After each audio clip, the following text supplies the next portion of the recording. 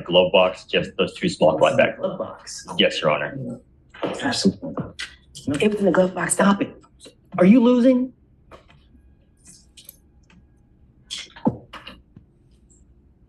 Yes, Your Honor. That's all we have. Okay, I'm gonna find no probable cause. Be careful with the company you keep. When you hang with dogs, you get fleas, Miss Jack. What? It was, what? I was in the passenger seat. Stop, don't. We'll get there. I don't want to see you either. Ms. Jackson, you now stand charged with possession of marijuana. You're facing up to 6 months in jail and or a $2,000 fine. We are going to do probable cause. You have the right to remain silent. Anything you say can or will be used against you. You have the right to have an attorney present. If you cannot afford one will be appointed to you. Yes, Judge. On September 26, 2024, officers conducted a traffic stop on a vehicle bearing an expired agent tag. Officers made contact with the occupant of the vehicle. Defendant Cephas was arrested for a DWLI, and defendant Jackson had active warrants out of Webster PD. Officers conducted an inventory of the vehicle and located two small black bags containing a green leafy substance on the passenger side where defendant Jackson was sitting, and a backpack containing a firearm in the trunk. The substance was identified as marijuana based on training and experience. The weight was 4 grams or 0.141 ounces. The defendants denied ownership of both. The defendants were identified with Texas driver's license. Okay, I have so many questions. Yes, Judge. So first off, you said defendants. Yes, plural. there are two defendants, Your Honor. Right. So the driver. Yes, Your Honor. Okay, and then the weed was found where? Under the passenger seat where defendant Jackson was sitting. In what? In two small black bags. How do you attribute the bags to her? Your Honor, they were just located on the side of the vehicle where she was sitting. So, could be his. Okay, just puts it there. I don't know. Yes, Your Honor, but the affirmative link would be in the proximity of where she was sitting as well. Have anything else that identifies the bag as hers? The guy is the person's a guy, right? Yes, Your Honor. Okay, so is there a lipstick? Is there anything else that would identify the bag as hers? No,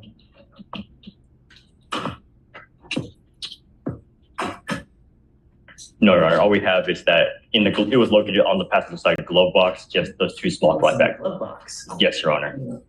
Absolutely. It was in the glove box. Stop it. Are you losing?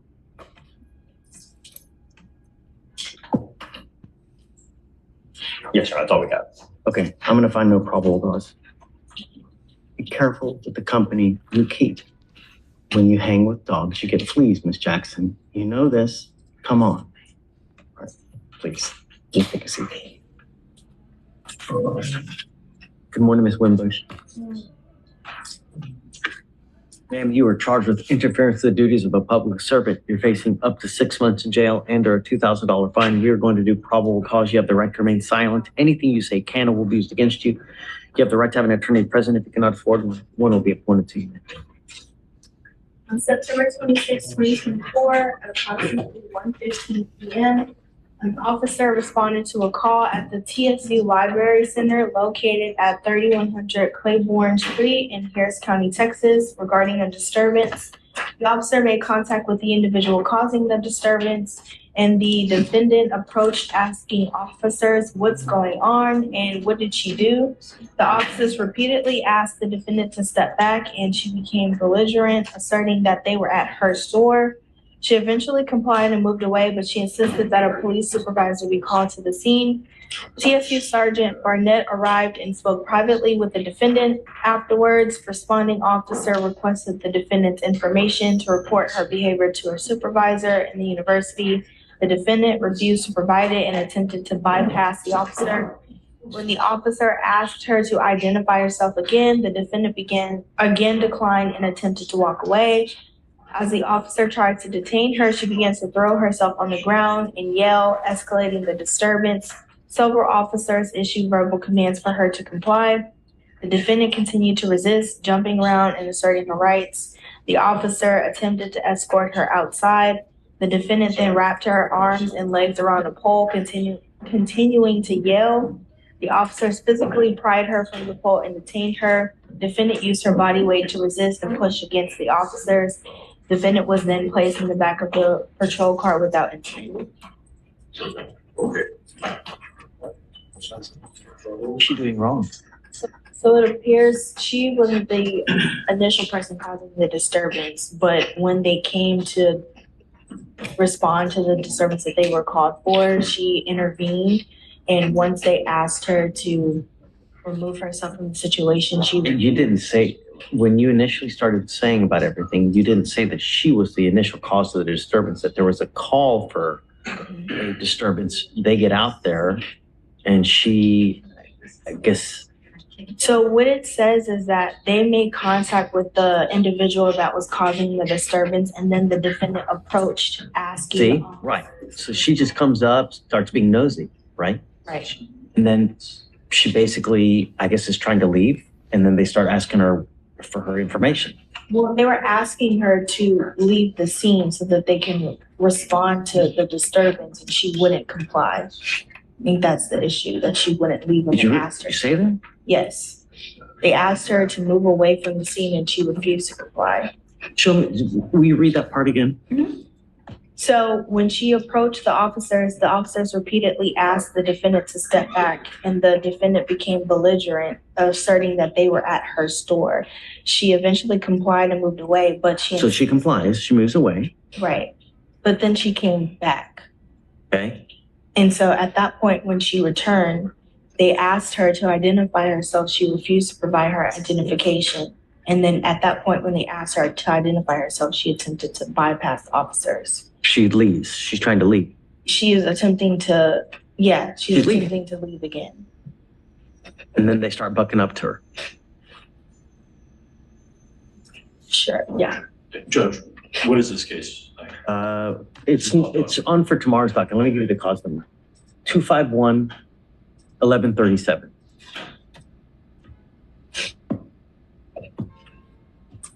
Sounds like an interference. So That's what she's charged with. But, so, sounds like she's got a case of the nosies, you know? She goes up there, allegedly being nosy, leaves, comes back, and then they start asking for her information. She declines to give her information. So, Judge, what I'm looking at here, just to add context to the situation, she approaches in an unrelated incident, it looks like. Correct. She's asking what's going on. Fine. They talk to her individually. Okay. They tell her to leave. She continually asks what's going on. What did she do? She asserts, she becomes belligerent, is what the officer says, asserting that they were at her store, obstructing their investigation. Eventually, I don't know what the time frame is, but they say eventually she complies, moves away, but insisted that they need to call a supervisor to the area.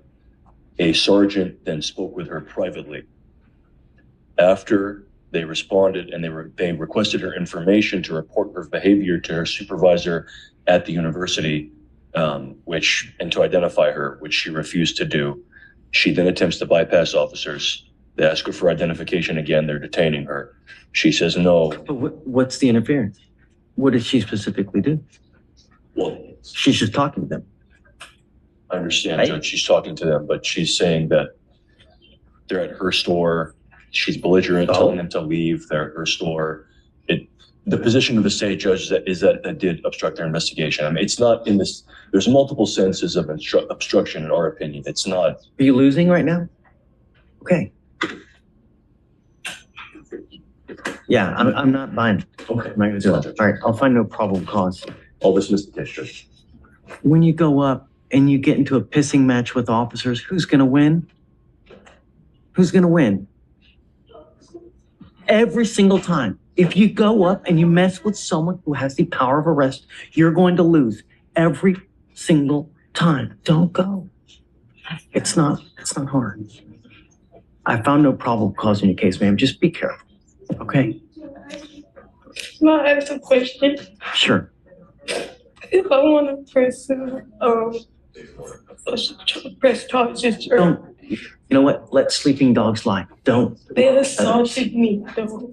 They knocked out my tooth. They chipped my tooth. I got bruises on me. And you can always go file a complaint with Internal Affairs, That's what I'm asking. whatever how could I do that? I don't know the protocols. So, what agency was this? Is this, did you say it was at a college or? Yes. So you go to the Texas Southern University Police, you go to Internal Affairs, and you can file a complaint that way. Okay, I would take everything that you have, and that's how you do it. Okay, but just be careful. I can't even go back to my job because they're trying to ban me. I don't know. I mean, did they issue some kind of trespass warning? No, sir. If there's a trespass warning, be careful. I don't see that one has been filed. They haven't told me about any kind of trespass or anything, so just be careful, okay?